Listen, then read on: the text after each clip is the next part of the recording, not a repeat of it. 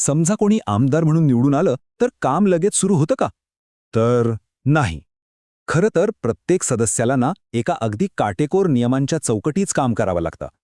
आज आपण तीच नियमपुस्तिका उलगडून पाहणार आहोत, भारतीय राज्यघटनेतली कलम 188 ते 193. तर मग चला पाहूया, एका आमदाराचा विधिमंडळातला प्रवास नक्की असतो तरी कसा. त्यांच्या अगदी पहिल्या दिवसापासून ते सदस्यत्व धोक्यात येण्यापर्यंत आपण 6 महत्त्वाचे टप्पे समजून घेऊया. ठीक आहे, तर सुरुवात करूया. एक गोष्ट लक्षात घ्या, ही कलमं म्हणजे काही साधेसुधे नियम नाहीत. ती आपल्या लोकशाही प्रक्रियेची अखंडता टिकवणारे एक प्रकारे द्वारपालच आहेत. जणू काही संरक्षक भिंतच. यांना विधानमंडळ प्रक्रियेचं प्रवेशद्वार आणि रक्षक असं म्हटलं गेलंय. आणि हे अगदी बरोबर आहे, कारण याच कलमांमुळे संपूर्ण प्रक्रियेत एक प्रकारची सचोटी आणि शिस्त टिकून राहते. चला आता पुढच्या टप्प्यावर येऊया. विधिमंडळात सदस्याची पहिली पायरी ती कोणती असते? तर ती आहे शपथ.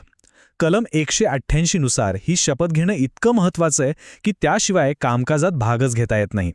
म्हणजे बघा, यातला सगळ्यात महत्त्वाचा मुद्दा काय आहे, तर ही शपथ घेतल्याशिवाय निवडून आलेला सदस्य सभागृहात बसूच शकत नाही किंवा मतदानातही भाग घेऊ शकत नाही.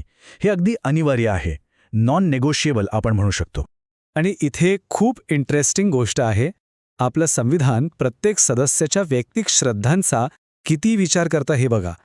म्हणजे जे देवाला मानतात त्यांच्यासाठी शपथ आहे आणि जे मानत नाहीत त्यांच्यासाठी प्रतिज्ञेचा पर्याय आहे. किती छान आहे ना हे? ठीक आहे, सदस्य आता शपथ घेऊन सभागृहात आले आहेत. पण मग निर्णय कसे घेतले जातात? सभागृहाचं कामकाज चालतं तरी कसं? यासाठी आपल्याला कलम 189 समजून घ्यावं लागेल. तेच आपल्याला कामकाजाची नेमकी पद्धत सांगतं. प्रक्रिया तशी बरीच सरळ आहे. म्हणजे बघा, कुठलाही निर्णय बहुमताने घेतला जातो. ज्या बाजूला जास्त मतं तो निर्णय मान्य. पण यात एक छोटासा ट्विस्ट आहे. अध्यक्ष किंवा सभापती ते पहिल्या फेरीत मतदान करत नाहीत. पण जर कधी समान मतं पडली म्हणजे टाय झालं तर मग ते आपलं निर्णायक मत किंवा कास्टिंग वोट वापरतात आणि ती कोंडी फोडतात. पण थांबा, हे मतदान किंवा कोणताही निर्णय घेण्यासाठी एक अट आहे. सभागृहात किमान सदस्य तरी हजर पाहिजेत ना. तर ही जी किमान आवश्यक सदस्य संख्या आहे तिलाच गणपूर्ती किंवा इंग्रजीत कोरम असं म्हणतात. उदाहरणच घ्यायचं झालं तर आपल्या महाराष्ट्र विधानसभेचं घेऊया. इथे एकूण 288 सदस्य आहेत. तर 1/10च्या नियमानुसार कामकाज चालवण्यासाठी किमान 29 सदस्य हजर असणं आवश्यक आहे. आणि समजा इतके सदस्य नसतील तर मग अध्यक्षांना कामकाज थांबवावं लागतं. आतापर्यंत आपण सभागृहात प्रवेश कसा मिळतो आणि काम कसं चालतं हे पाहिलं. पण आता दुसऱ्या बाजूचा विचार करूया. असं काय होतं की एखाद्या सदस्याला आपलं पद गमवावं लागतं? इथे येतात कलम 190 आणि 191. कलम 190 मध्ये जागा रिक्त होण्याची 3 मुख्य कारणं दिली आहेत. पहिलं, दुहेरी सदस्यत्व म्हणजे एकाच वेळी 2 ठिकाणी सदस्य असणं. दुसरं, अर्थातच स्वतःहून राजीनामा देणं. आणि तिसरं, जे खूप महत्त्वाचं आहे, ते म्हणजे सभागृहाच्या परवानगीशिवाय सलग 60 दिवस गैरहजर राहणं. आता कलम 191 हे आणखी गंभीर आहे. यात अशा गोष्टी येतात ज्यामुळे सदस्यपदासाठी मुळातच अपात्र ठरतो, म्हणजे इनएलिजिबल.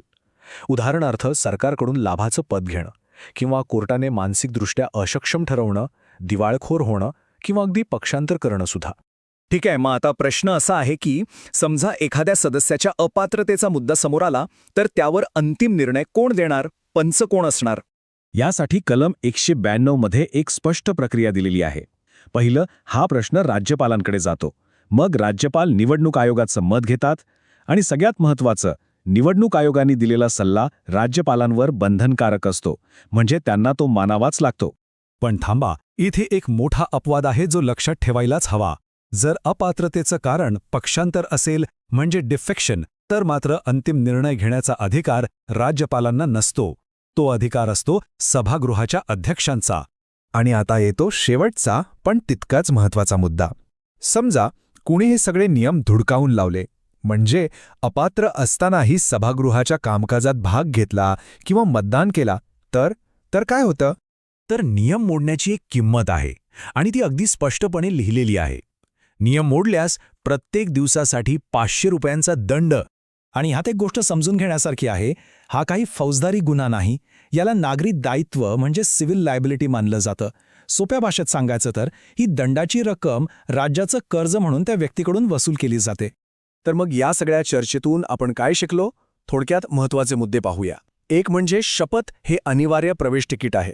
दुसरं, कामकाजासाठी गणपूर्ती किंवा कोरम आवश्यक आहे. तिसरं, राजीनामा अनुपस्थिती किंवा अपात्रतेमुळे सदस्यत्व जाऊ शकतं. राज्यपाल आणि अध्यक्ष हे अपात्रतेच्या बाबतीत पंचाची भूमिका बजावतात. आणि सगळ्यात शेवटी नियम मोडला तर प्रतिदिन 500 रुपयांचा दंड लागतो. आणि जाता जाता एक विचार करण्यासारखा प्रश्न. आपल्याकडे ही इतकी स्पष्ट आणि मजबूत नियमपुस्तिका आहे हे तर खरंय, पण तिची खरी ताकद फक्त तिच्या असण्यात आहे का? की ती किती निष्पक्षपातीपणे आणि सातत्याने लागू केली जाते यावर आपल्या लोकशाहीचं आरोग्य अवलंबून आहे? विचार करण्यासारखी गोष्ट आहे, नाही का? नमस्कार. महाराष्ट्राच्या राजकारणात काही वर्षांपूर्वी एक असा भूकंप झाला ज्याच्या धक्क्यांनी अख्खा देश हादरला होता. तर आज आपण त्याच भूकंपामागची कायदेशीर कारणं आणि सर्वोच्च न्यायालयाच्या त्या ऐतिहासिक निकालाचा नेमका अर्थ काय हेच समजून घेणार आहोत. सगळ्या नाट्याच्या केंद्रस्थानी होता फक्त एक प्रश्न: खरा पक्ष कोणाचा? इतका साधा दिसणारा हा प्रश्न, पण याच प्रश्नाने महाराष्ट्राचं राजकारण ढवळून काढलं आणि आपल्या लोकशाहीच्या मूळ नियमांना जणू काही आव्हान दिलं. बरं, हा सगळा गुंता सोडवण्यासाठी आपण 5 महत्वाच्या टप्प्यांमधून जाऊया. सगळ्यात आधी पक्षांतरबंदी कायदा म्हणजे काय ते समजून घेऊ. मग या संघर्षाचं मूळ नेमकं कशात होतं ते पाहू. त्यानंतर सर्वोच्च न्यायालयाने यावर काय उत्तरं दिली ते तपासू. पुढे न्यायालयीन निर्णयानंतरही एक विचित्र पेच कसा निर्माण झाला ते उलगडू. आणि सगळ्यात शेवटी या संपूर्ण प्रकरणातून आपल्या लोकशाहीसाठी कोणता धडा मिळतो यावर विचार करू. चला तर मग सुरुवात करूया थेट नियमांपासूनच. म्हणजे हा सगळा संघर्ष ज्या कायद्याच्या एका धाग्याभोवती फिरतोय तो कायदा म्हणजेच पक्षांतरबंदी कायदा, आपल्या संविधानाची 10वी अनुसूची. आता बघा, हा कायदा समजून घेण्यासाठी 2 शब्द खूप महत्वाचे आहेत. पहिला आहे राजकीय पक्ष. राजकीय पक्ष म्हणजे काय? तर ती एक मूळ संघटना जी निवडणुकीच्या मैदानात उतरते, उमेदवार निवडते आणि त्यांना तिकीट देऊन लढायला पाठवते. आणि दुसरा तितकाच महत्वाचा शब्द म्हणजे विधिमंडळ पक्ष. आता हे कोण? तर हे म्हणजे त्याच मूळ संघटनेचे निवडून आलेले सदस्य, म्हणजे आपले आमदार, जे विधानसभेत त्या पक्षाचं प्रतिनिधित्व करतात. म्हणजे बघा, एक पक्ष संघटनेच्या रूपात बाहेर असतो आणि त्याचेच प्रतिनिधी आमदारांच्या रूपात आज सभागृहात असतात. आता येतो सगळ्यात महत्वाचा भाग, व्हिप किंवा मराठीत प्रतोद.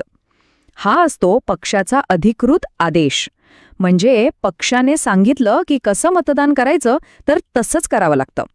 हा आदेश मोडणं म्हणजे थेट पक्षाशी एक प्रकारे बंडखोरीच, आणि याचे परिणाम खूप खूप गंभीर असू शकतात. तर या कायद्यानुसार एखाद्या आमदाराची आमदारकी कधी जाऊ शकते याची 2 मुख्य कारणं आहेत. पहिलं, जर त्यांनी स्वतःहून पक्षाचं सदस्यत्व सोडलं, आणि यात फक्त राजीनामा नाही तर पक्षविरोधी कारवायांचाही समावेश होतो. आणि दुसरं, पक्षाने काढलेल्या अधिकृत व्हिपच्या विरोधात जाऊन मतदान केलं तर. आता इथे एक गोष्ट लक्षात घ्यायला हवी. पूर्वी गट फुटला असं कारण देऊन सदस्यत्व वाचवता यायचं, पण आता तो नियम बदललाय. आता अपात्रतेच्या कारवाईपासून वाचायचा असेल तर एकच मार्ग आहे, आणि तो म्हणजे विलिनीकरण.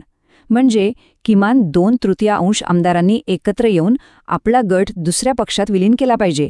फक्त तेव्हाच त्यांची आमदारकी वाचू शकते. आणि बरोबर याच नियमांमधून संघर्षाची ठिणगी पडली. खरी लढाई होती ती विधिमंडळातल्या आमदारांच्या संख्याबळात आणि पक्षाच्या मूळ संघटनेच्या अधिकारात. प्रश्न हा होता की खरी सत्ता कोणाकडे आहे, आमदारांकडे की पक्षाकडे? तर शिंदे गटाचा युक्तिवाद अगदी सरळ होता. विधिमंडळात आमचं बहुमत आहे, आमदारांची संख्या आमच्या बाजूने आहे, त्यामुळे आम्हीच मूळ पक्ष आहोत. पण यावर न्यायालयाचा निर्णय काय होता? न्यायालयाने स्पष्ट केलं की नाही, राजकीय पक्ष हा मूळ असतो, आमदारांचा गट नाही. म्हणजे आमदार महत्वाचे आहेत, पण पक्षाची मूळ संघटना त्याहूनही श्रेष्ठ आहे, असं न्यायालयाने सांगितलं. आणि मग आला तो ऐतिहासिक दिवस, 11 मे 2023. सर्वोच्च न्यायालयाच्या घटनापीठाने या सगळ्या कायदेशीर गोंधळावर एक अत्यंत महत्वाचा निकाल दिला. या निकालाने 4 कळीच्या प्रश्नांची उत्तरं दिली, जी यापुढे कायद्याचा आधार बनणार होती. तर काय होती ती 4 उत्तरं? पहिलं, पक्षाचा व्हिप कोण नेमणार? तर तो अधिकार मूळ राजकीय पक्षालाच आहे, आमदारांच्या गटाला नाही. दुसरं, राज्यपालांनी बहुमत चाचणीचा आदेश दिला ते योग्य होतं का? तर नाही, ते बेकायदेशीर होतं. तिसरं, मग जुनं सरकार परत आणता येईल का? तर तेही नाही, कारण मुख्यमंत्र्यांनी स्वतःहून राजीनामा दिला होता. आणि चौथं, आमदारांच्या अपात्रतेचा निर्णय कोण घेणार? तर तो अधिकार पूर्णपणे विधानसभा अध्यक्षांचा आहे. न्यायालयाने आपलं काम केलं, आता चेंडू अध्यक्षांच्या कोर्टात टाकला. या निकालातलं सगळ्यात महत्त्वाचं वाक्य म्हणजे हेच, की राजकीय पक्ष हाच सर्वोच्च आहे. विधिमंडळ पक्ष म्हणजे आमदारांचा गट मूळ पक्षापासून वेगळं होऊन स्वतःला मूळ पक्ष म्हणून घेऊ शकत नाही. ही गोष्ट न्यायालयाने जणू कायद्याच्या पुस्तकात कोरूनच ठेवली.